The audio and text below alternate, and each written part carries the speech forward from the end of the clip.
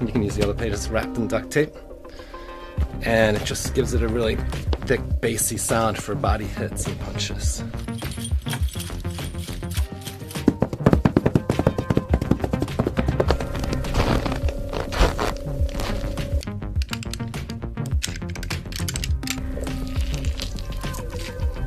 It definitely sounds more authentic, and it's, you know, it's performance art and really fits the picture.